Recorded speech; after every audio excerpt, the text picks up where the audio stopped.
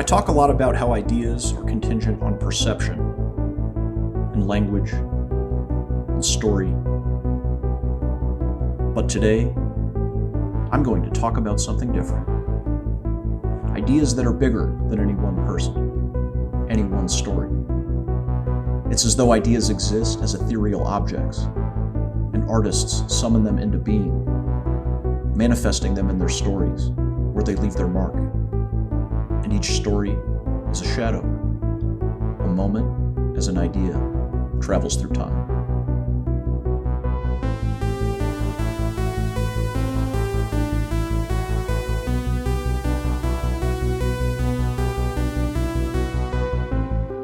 If you look at the inspiration that artists take from their influences, you can see how ideas arise out of individual works of art and become more than the sum of their parts. Or perhaps they shine down from a singular source and only appear separate.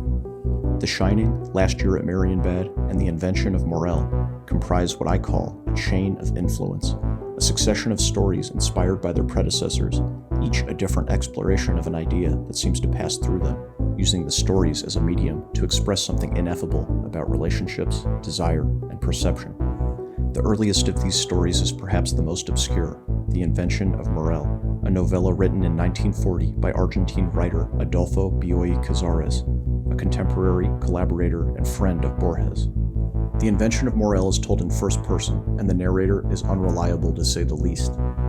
He escapes to a small island as a fugitive under unclear circumstances, and his reports of hallucinations and shifting phenomena in his perception cast further doubt on his sanity and the reality he inhabits. Before long, other people appear on the island, including the evocatively named Faustine, with whom he becomes infatuated, but no one on the island seems to be able to perceive the narrator, something that causes him great distress and existential anxiety. This premise is the inspiration and central investigation of the 1961 film Last Year at Marienbad, directed by Alain Resnais, screenplay by Alain Robbe-Grillet.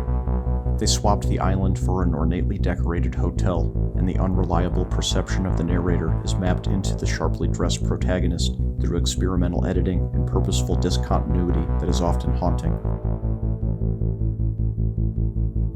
Unlike The Invention of Morel, the protagonist can interact with his beloved in Last Year at Marienbad, but she does not remember him from the encounters he claims they had the year before. However, the other guests at the hotel are often frozen in time, connoting that they are images or phenomena of perception more than actual people, a seeming direct inspiration from the explicit revelation in The Invention of Morel, in which the people who come to the island and can't perceive the narrator are actually products of a machine that captures people like a photo to live for eternity, but without souls.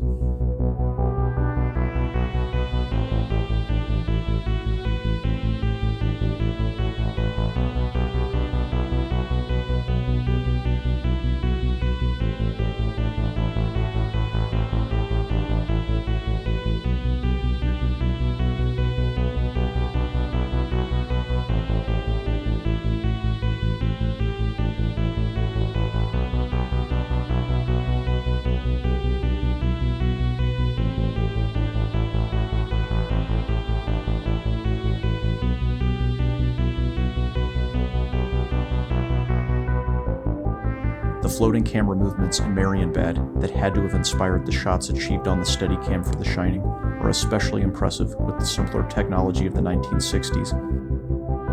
Scenes of Jack at the bar with guests around him seem like inspired reproductions of shots from Marienbad, colorized and modernized, but maintaining the theme of phantom bodies surrounding the protagonist, an idea that started in The Invention of Morel, migrated to Last Year at Marienbad, and drifted to The Shining.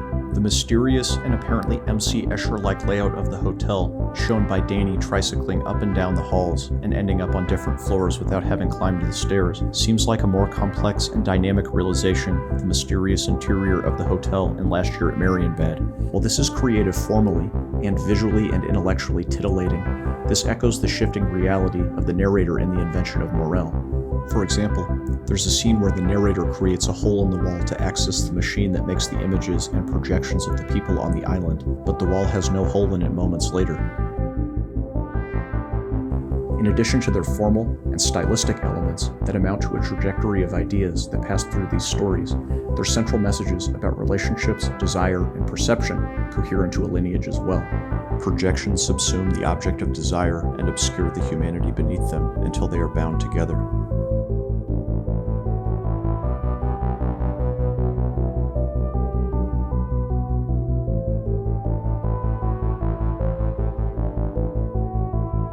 The Invention of Morel ends with the narrator realizing his beloved is an image, an appearance of a human with whom he can have no interaction.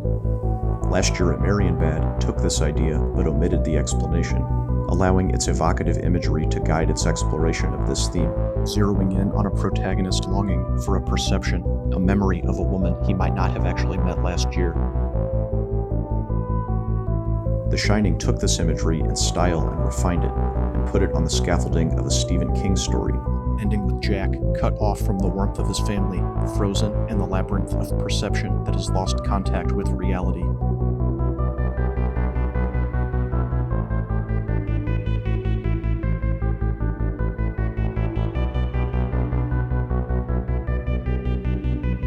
I guess I talked about perception after all. I couldn't help it. What is it about this idea that wants to manifest time and again? Maybe it's trying to warn us not to get lost in projections and images. But what other choice do we have? Maybe we should hold our projections with a looser grasp and not allow any one image to stand as the truth.